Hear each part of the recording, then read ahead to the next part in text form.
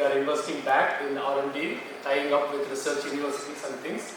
Because we are a knowledge industry, we need to stay ahead. So we invest 5% of our revenue as an investment. So in DNV, we have different business divisions, as you see a sheet offshore classification. That is the fundamental activity of DNV that started in 1864. Over the years, depending on the global demands and trends, so we have always stepped in different areas, especially in energy, in terms of advisory certification. And then with recent 10 years, we have stepped up our presence in digital solutions, software industry, especially in the cyber security, both in IT and OT domains. And we are from Management System Certification Division within DNV. So we also provide the assurance in terms of the third-party certifications. So if you look at most of our services are always based on some third-party or independent view position, so that we stay away from owning the process, but we help our customers in supporting their journey towards excellence in terms of sustainability there. And our purpose, this purpose stays there 164 years to safeguard life, property and environment. And over the years, we have not seen that there is a need for changing the purpose why DNV was founded way back. And currently in the global transformation that we have, especially the third-party activity is becoming more commoditized, then we realized the industries are lacking some kind of a trusted partner in tackling their global transformations. The transformation may be in digital or cyber security or the efficiency or people outsourcing. So there are many transformations happening, and especially of late, the decarbonization is the biggest transformation that is happening around the world. So we want to be a trusted voice in tackling these global transformations here. So we as a company, as we said, we always stay away from owning the process, but we help the business build their resilience. So resilience means understanding the changes that is happening in the context of the organization, absorbing the changes and adjusting the business processes to be relevant to the contemporary requirements and practices here. So in this place, trust plays a big role, and growing the need for managing the challenges, demonstrating the compliance to the internal and external stakeholder with a trusted manner is the challenge. I think in every industry now we are talking about digitalization. Yesterday I was checking in the hotel, they were saying, you click this link, you confirm that it is you. They don't want anything else. So the digital transformation is happening everywhere, both internally in our own company and also in the market. So we help companies in navigating through the digitalization. I think sustainability is the key theme even today's agenda that we have as aquaculture industry. What is sustainability is the big question. So far people thought about reducing carbon emission is sustainability, nothing beyond that. But now that is not the domain and the subject that we are talking about. So we are addressing the growing demands of sustainability dimensions in the different businesses. And lastly, assurance. So every company always claims we are the number one in that particular industry. Who is really number one? No one knows. But where is the benchmark is only a standard that is available as the agreed norms between the industry and the stakeholders, and there is somebody in between providing that kind of integrity to assure that things are in place. So that is where we play a role in providing assurance to the industry and the stakeholders here. So our approach, I think two words, this also remains same from the beginning that I am working with DNV or DNV was founded. So we commit to quality and integrity in providing the innovative and value-added services. So quality in terms of what we say is fact, and the integrity is in our decisions are not biased by any other factor that is driving the business decisions there. Because the third-party nature leads that kind of activities there. So we are leading in the assurance services. We engage with our customers with true partnership while we are distancing ourselves from owning the process. That's the key of our ability to do that in a way that we co-create the need for the industry, help the companies implement the standards and tell them where you are with respect to the standards there. So of course, value added is important. So we are a world leading certification body and innovative training service provider. These are some statistics with 80,000 customers around the world. So we said 100 plus countries we are present with an office, but we have issued certificates in 180 certificates. So after this, I was looking at in Google how many countries are there in the world. It returned there are 193 recognized countries, and we are happy to say that in 180 countries we have customers issued with the certificates of 90,000 plus certificates, with 10,000 customers plus in the F&B, the food and beverage, and the automotive and aerospace we play a key role, and then the ICT domain, information, communication and technology domain, the presence is increasing and we see a huge need for such a trusted partner in the industry. So the management system, certification and training is our core activity involving quality, environment, energy, food safety, and these are some numbers, that some standards we have put. Environment, occupational health and safety, information security, and various other standards. We also help companies in developing their own internal competence in making an improved understanding of what these standards are, and we also help the company to implement certain kind of internal auditing process so that the competent auditors are available to challenge themselves. So we provide this both in a blended manner, virtual or self-paced learning, e-learning. I think the world is changing. It's no more. We truly adopt the adult learning concepts, because adult learning is not about you telling them someone, and it is how you create the interest with the people that they need to learn something, but just opposite from the child learning processes. So the way we are different, rest of the market is we don't issue ISO certificates or management certificates, but that is a byproduct of what we do. So what we do is engage with the customers, travel together in the journey of excellence of whatever the subject of interest or the challenge that we have. So our journey starts with the customer even before we start the audit in the name of self-assessment tool. So we are invested in developing a lot of self-assessment tools where when a company wants to go for a certification process, then we help them through a digitalized manner, help them to understand where you are, what is the gap, and how do you prepare for the certification. And then we come into the Boost My Audit, another digital platform we have. We are doing this, 90,000 plus certificates, 80,000 plus customers, and we use this knowledge to create and share with the industry about what are the different challenges companies are facing in different standards, in different dimensions. So that way we are sharing the risk that industry is facing through another called Boost My Audit as a focus. Then during the audit we implement display certification, I can share a little bit later. And then after that with the digitally trusted certificate. I think today there are many ISO certificates. You just make a phone call, you can get one.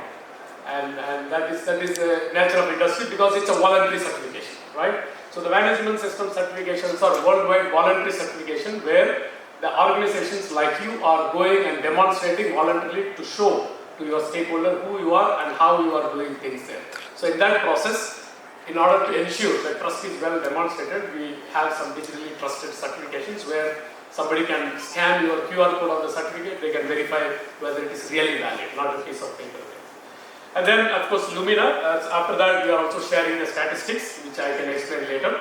And the viewpoint and R&D, this is another aspect of our research. So we are connecting our customers in a common platform and bringing up a common topic, and our customers share their views, their readiness, their importance and their risk positions, and then we share this output back to the entire customer community. So we have created a customer platform where we are not sharing our knowledge, we are helping the companies to share your knowledge, and then we release as a management report or an outlook where and what we talk about. I think recently we conducted the latest survey last month was released on the food waste safety management system. That is a new management system that is upcoming from the ISO. Not yet released, but then we co-create that kind of a knowledge up front there. And then learning platforms, trainings, which I explained, we just put it as a cyclic experience. So with DNV, it is not a one-time experience of coming and auditing and forgetting. We always keep the loop of engagement through the cycle. And in that process, we are learning. So it is not that we are boasting ourselves. If we don't do this way, we are not going to learn from you as an organization to develop ourselves to improve the industry there. So in every audit, we adopt something called risk-based certification. So in any management system standard, you have something called shall requirement, right? If you don't meet them, you don't get certificate. But all of them are important to comply. But how much critical each of those requirements are connected to your business strategy, business success, critical success factors, not every one of them. So our audit methodology is to engage with the top management to understand why are you implementing the management system, what are the critical success factors, and then we tailor make our auditing methodology to give consolidated feedback to the management about how good you have management system controls to achieve your business excellence. But there is no compromise on the compliance. We are there to check for everything, only then you get the certificate. So that way our audit, while complying to the accreditation and scheme owner and things like that, we also see how the audit output is meaningful to the top management in shaping up their strategical approach in running the business here. So we are available to discuss more as and when you want. And lastly, the digital experience. I think today everything is digital, right? So almost the email communication. We also see the email communications were popular in the last decade, but now this is becoming a big risk because email is an easy way to send some malicious virus and create some havoc. So we are moving towards completely a digital platform where we in DNV and our customers start interacting with more in a real-time basis rather than a reactive basis in the email. So as of now, we have different tools and techniques that is available here. Then we are also moving from next year onwards towards a truly digital experience in the interaction in a seamless way. So this is all about DNV. Of course, DNV.com is available. And the purpose of the seminar, as we said, it is to share the local and global trends in the aquaculture industry in terms of traceability, contamination, and then sustainability in the various other aspects. So we are sharing in India, we are really leading the way in which the industry is performing its business in terms of business volume. In terms of the quality and certifications, we are very happy to say that India is leading in Asia at least in terms of establishing these kind of norms, setting the leadership or environmental or sustainability stewardship with our industry. So with this, so what we have done is to invite our specialist. Okay. Hi, Xavier, good morning.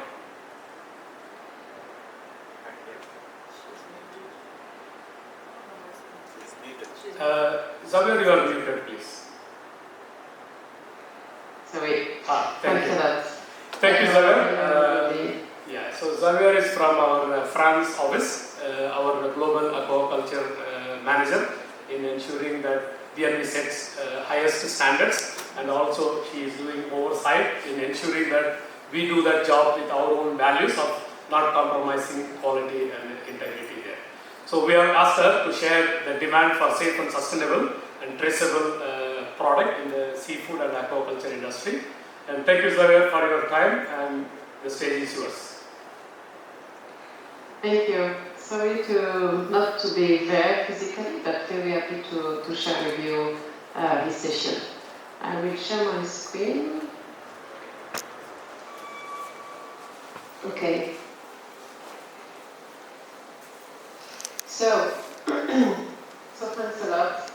I will share today our insights on the consumer and market trends in the aquaculture industry through the demand for safe, sustainable and traceable products. Main aquaculture market trends and the impact on the industry, some challenges, and the role of global standard and certification. So, as presented previously by Mr. Sambasiba, DNV, as I said, is a global independent assurance and risk management company, and is widely recognized for strong commitment to the food and beverage value chain, and as a big activity in various sectors, including fishery and aquaculture. And in this context, DNV, who invests annually in the research and development, defined one of its strategic R&D priority area on the sustainable future of the ocean space, with a specific focus on aquaculture. So we are publishing the reports, and you can download it on the DNV website. So you can see how we explore the future of marine seafood production and how the production will look like towards 2050.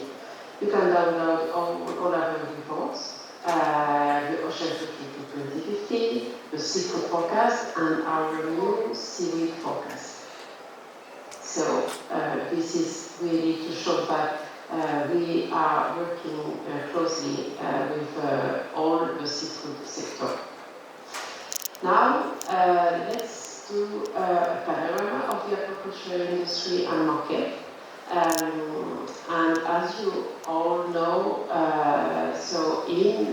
and as presented in his last report, the FAO states that now the aquaculture production has surpassed the captured fishery volume since 2022. Indeed, while captured fisheries remain now stable, aquaculture is still increasing. And the trend of this graph that shows until 2022 is the same since 22. Data show the same stagnation of fishery production and increasing of aquaculture production. Regarding the aquaculture production, we must note also that marine aquaculture represents 38% of the total aquaculture production, and inland aquaculture is still predominant. But what is important to say is that with all this seafood production, the multiple type of productions, the diversity of the seafood on land, at sea, all the type of seafood, it will contribute to the resilience in food supply. According to FAO, always, seafood contributes to 17% of the total animal source protein. So to continue to play this role and contribute to seafood supply, extension of aquaculture must prioritize sustainable practices and participate to food safety and food security. Now, how aquaculture is, where is it produced? The production is coming from Asia essentially for 90% of the volume, thanks firstly to China and also Indonesia and Indian production. As you can see here, you can see where is it produced in the main countries, and the trends are still the same since the last years. We still see the predominance of China, Indonesia, India, and also Southeast Asia, and Vietnam essentially. The landscape of aquaculture production is really focused on Asia. What we can say also is that this production is dominated by carps and seaweed in volume, where shrimp and salmon are the highest value. So there are a lot of diversity and production really globally. Now, doing a focus on Indian aquaculture landscape, we can confirm that seafood production in India is predominated by aquaculture, where it produces up to 65% of the total seafood production. And as we have seen before, India is the second country for animal aquaculture production, farming essentially carps, shrimp, and catfish. And what we can note, the important is India is also, as you know, the largest exporter of seafood leader in shrimp, exporting to US, China, and more recently diversification to Europe, Japan, and Southeast Asia. So all the markets and the interrelation between the geos is also one of the key elements to be able to distribute seafood all around the world. Now, how is it seen in the market? How the market of aquaculture is organized? First thing that we have also studied in our R&D reports is to say that knowing this panorama of aquaculture production, if we want to better understand the market and the forecast, we need a holistic approach. It is really crucial to understand the social, the economics, the environmental issues, and how they interact. Here you can see that for marine aquaculture, but land-based will be more or less with the same organization. We represented the interconnection and the interaction between all the ocean-based industry. Aquaculture or fishing are not alone.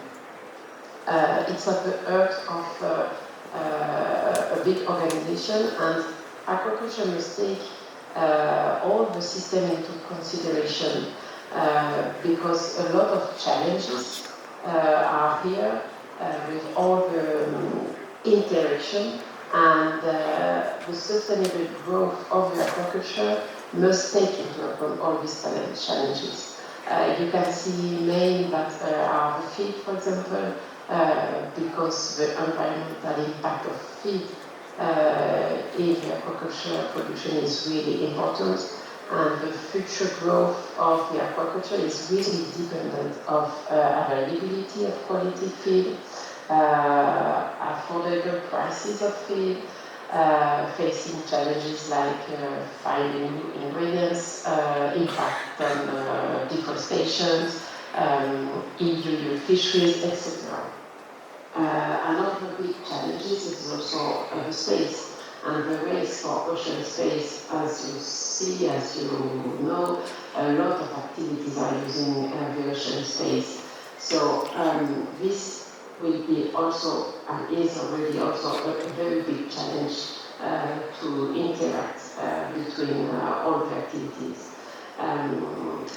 The direct impact also of aquaculture on the environment, on natural habitats like mangrove, like the direct pollutions, or all the very direct aquaculture impacts. And also the social impacts on the local communities, the social rights of the workers, etc. And managing all this challenge is essential, but it creates good conditions for sustainable production and also good conditions to bring more trust to the consumer. However, in order to bring more trust, we need transparency and traceability. So in order to get more traceability, transparency, we need data. And as it was presented also, data is everywhere. And collection of data and sharing of trusted data is also at the heart of all this interaction. So let's see now how we can describe a little bit the market in this context.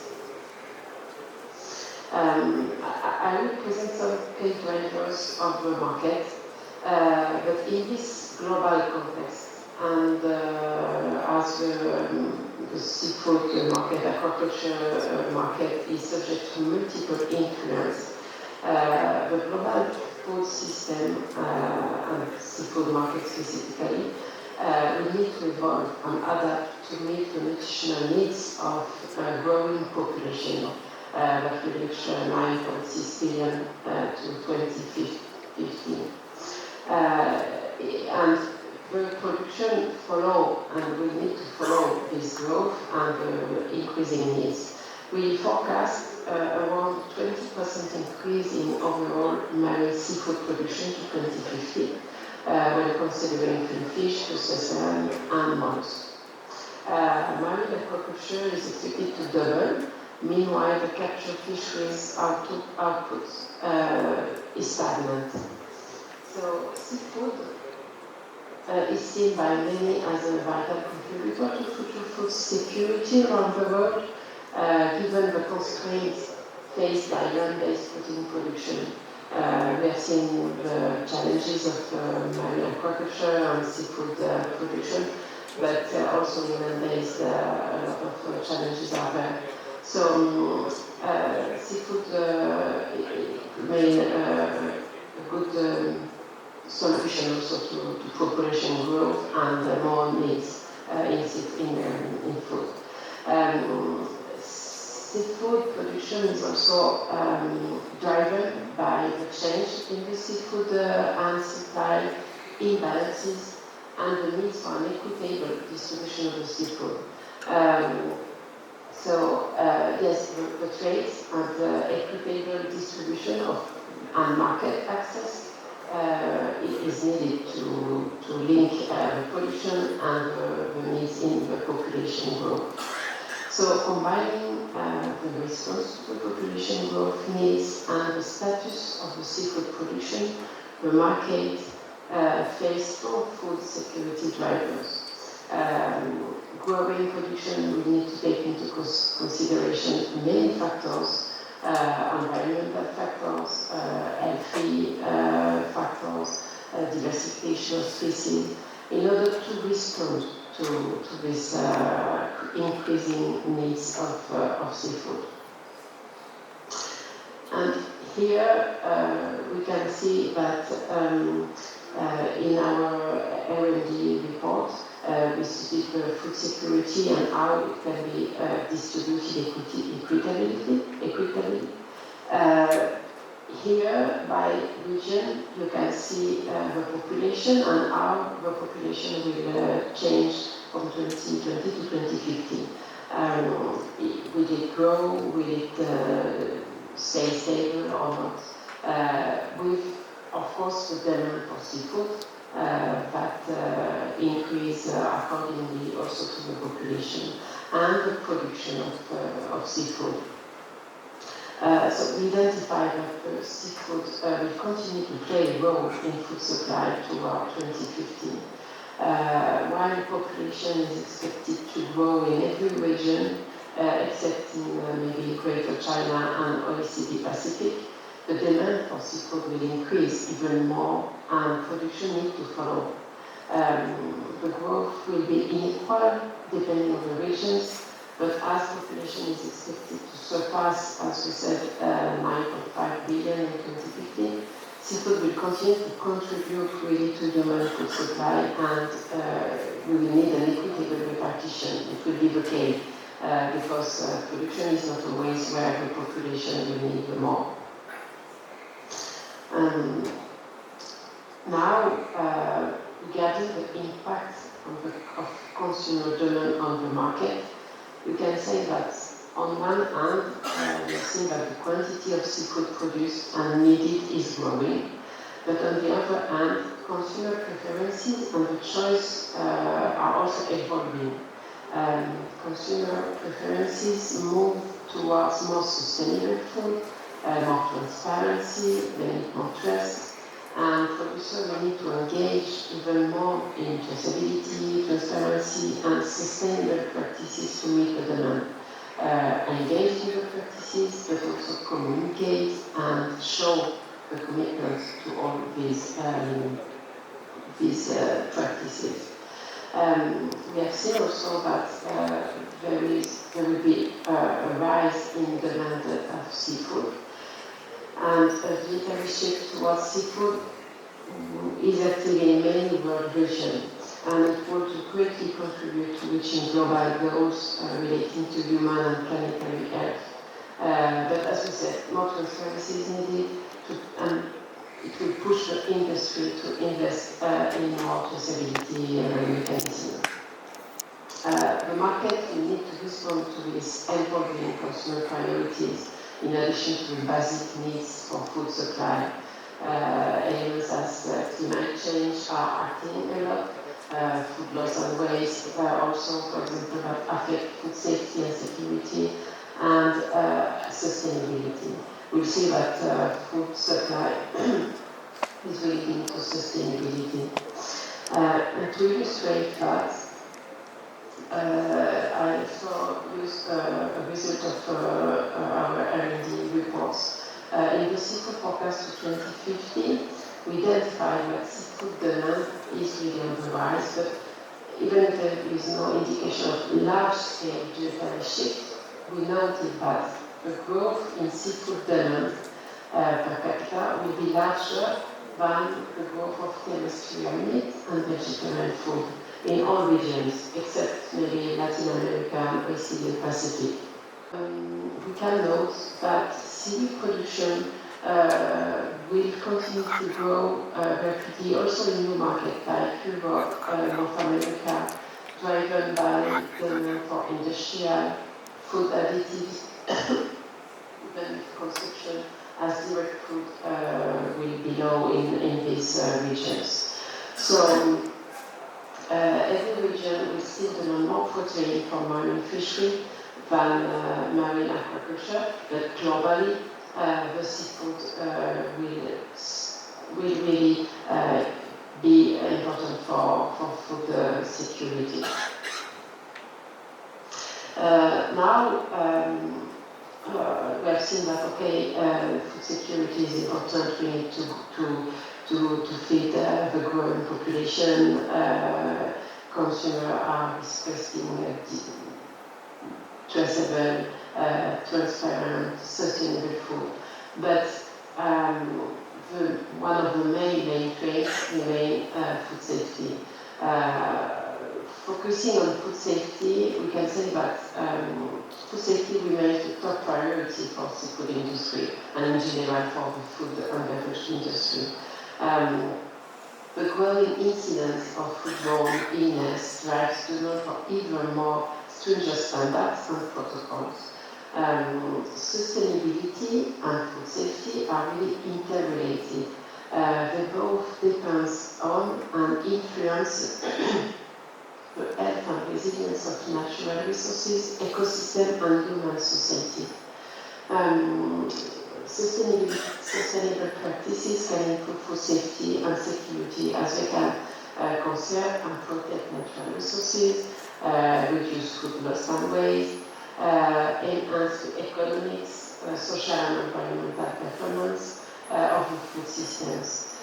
So, prevent contamination, increase traceability, work on sustainable practices will work in the same way to reinforce the market, to reinforce focus on food safety, and help to respond to all the challenges. And we will later in our session look more in detail in all these food safety challenges. And in order to illustrate, we have done some survey in our viewpoint work in order to check and to look at how the companies, how you are looking at sustainability initiatives. And the survey we conducted 2 days ago, we did it and we found that sustainability has become a must-have rather than a nice to have. From our last viewpoint survey, it was clear that companies are really taking initiative. And to the questions, why is your company undertaking sustainability initiatives? The response of many companies was to meet customer expectations. And the top 3 reflect more attention from consumers, customers and other stakeholders. And first, a growing demand for more sustainable products and services.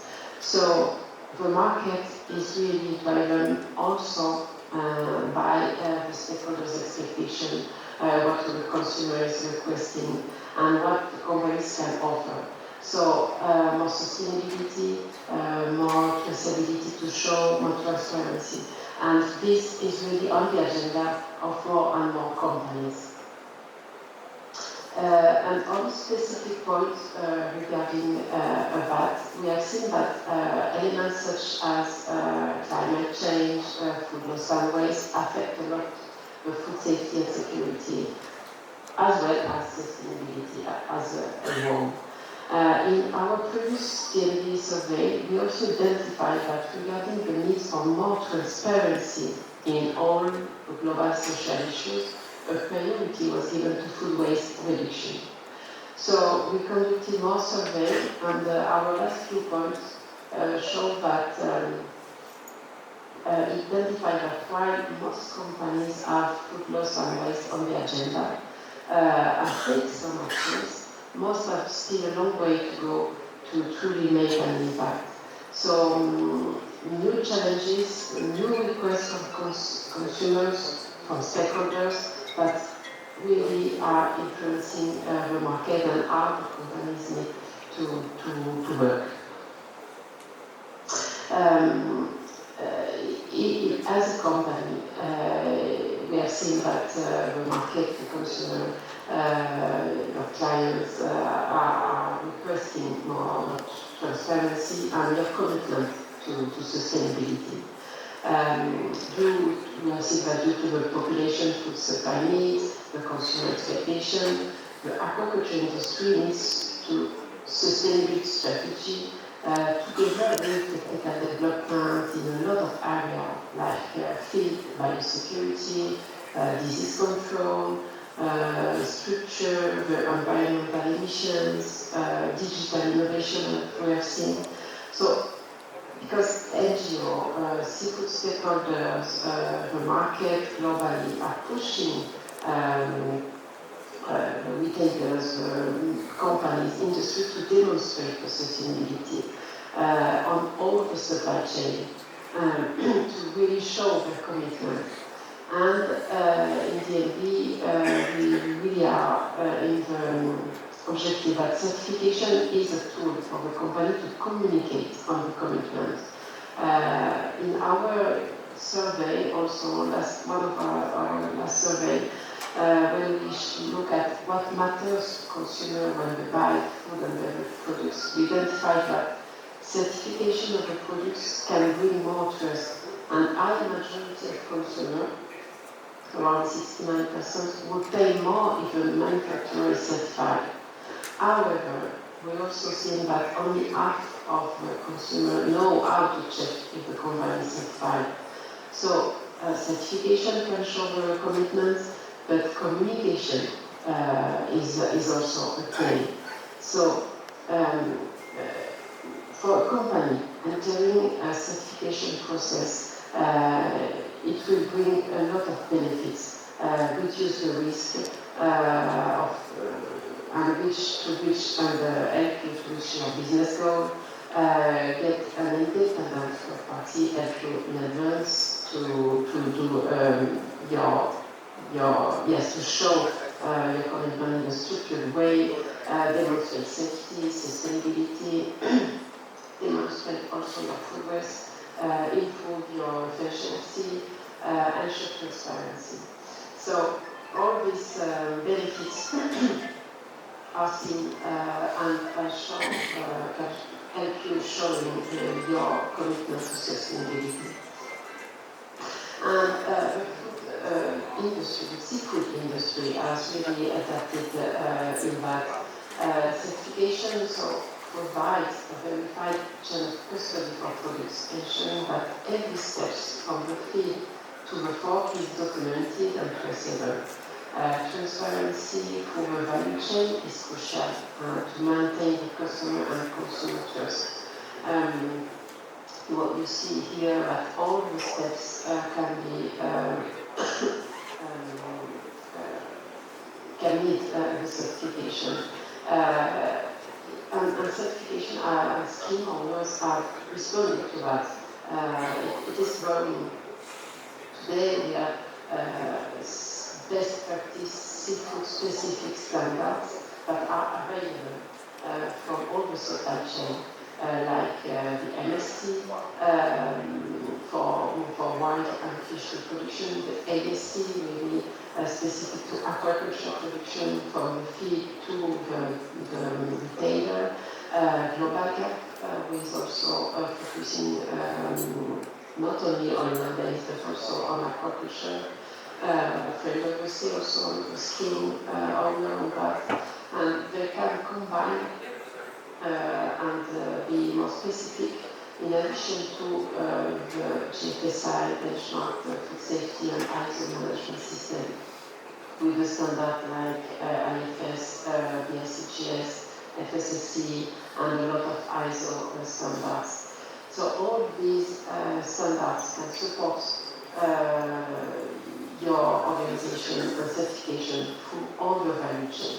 But our upcoming sessions will provide more information on these topics and also the panel discussion with customers.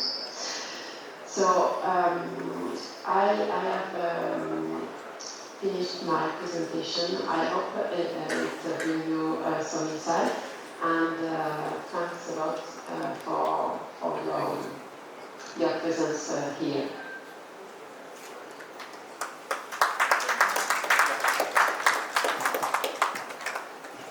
I just wanted to ask what kind of help you are giving in terms of waste management. So I can respond briefly, but also I will let maybe my colleagues locally to respond. We are providing some help and support to analyze maybe the status of your waste food loss and waste conditions, and then you can also implement some specific certification to this specific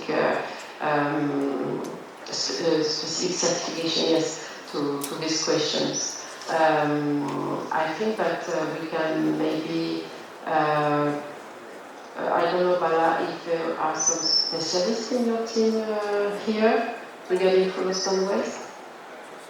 We have published that as a report. As I said, it was published, I think, 2 weeks back or last month. So it's still an evolving concept, getting some significance.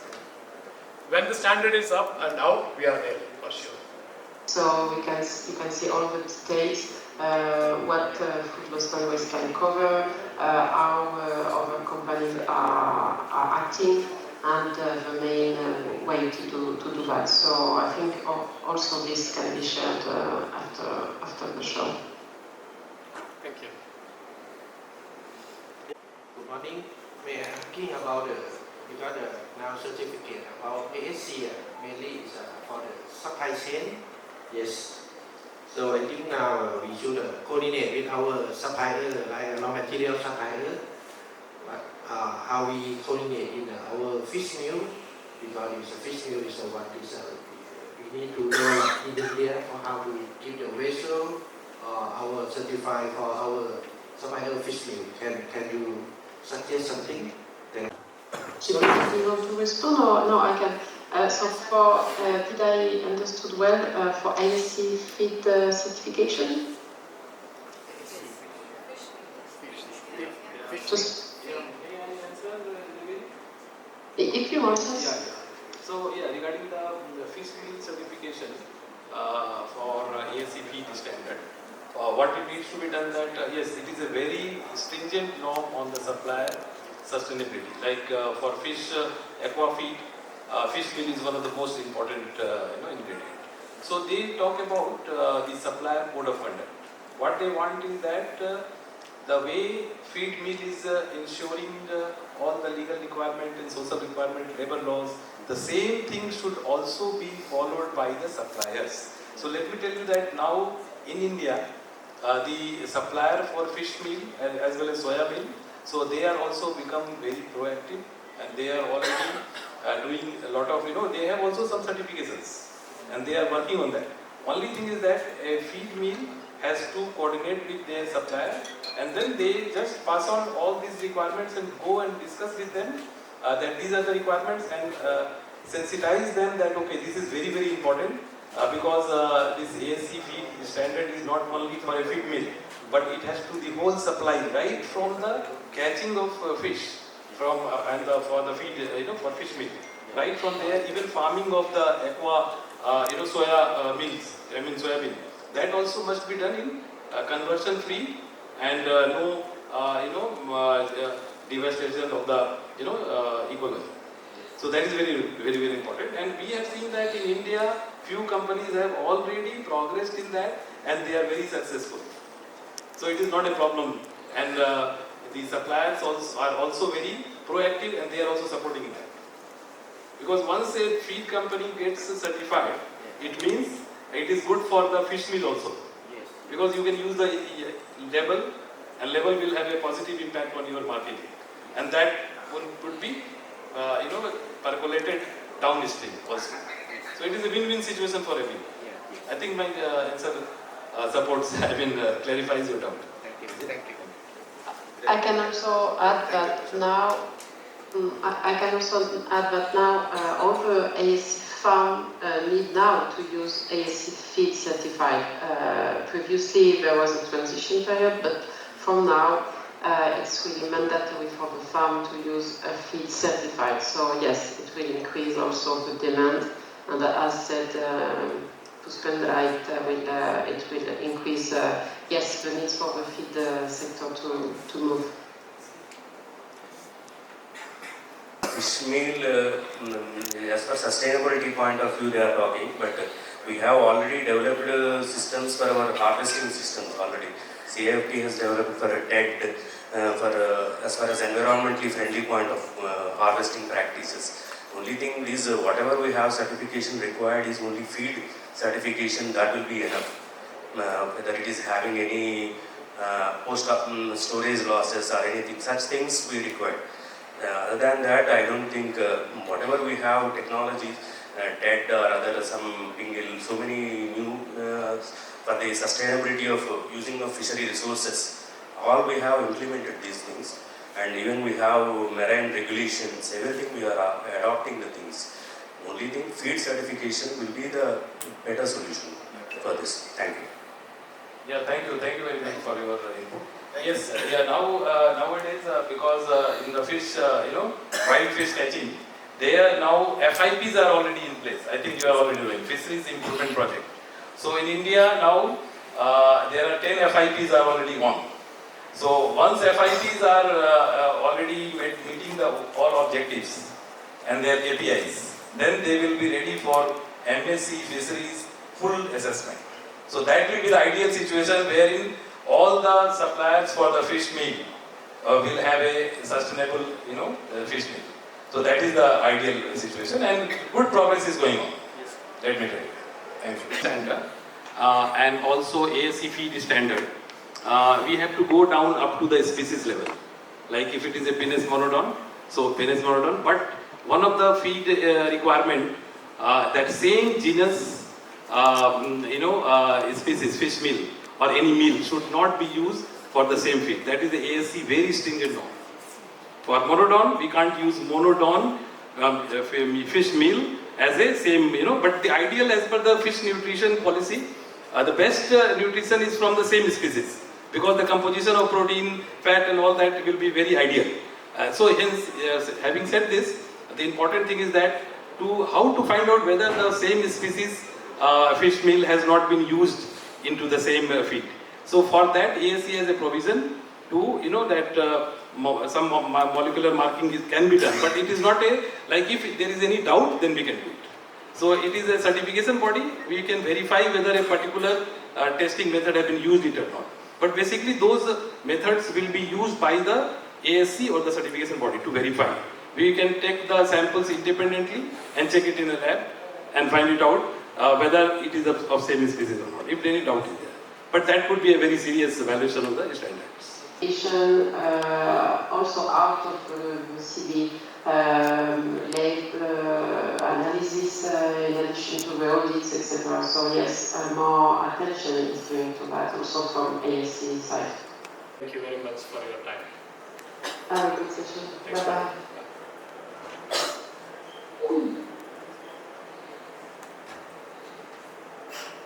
Okay, so we can start the next session. It's a technical session by Prasad on the traceability and contamination.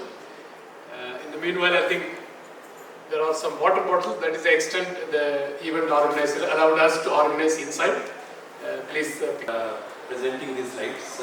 Actually, let me tell you that at present the contaminations in seafood and thereby the product recall as well as customer complaint is happening. So this is a very important things to be tackled at this hour. So therefore we have selected this point as one of the our sessions, so that the farmers as well as the supply chain, they also be able to understand what are the different types of contaminants which are there. And one very important thing is there that we will discuss about the certifications. As present, the certifications, you can say that people think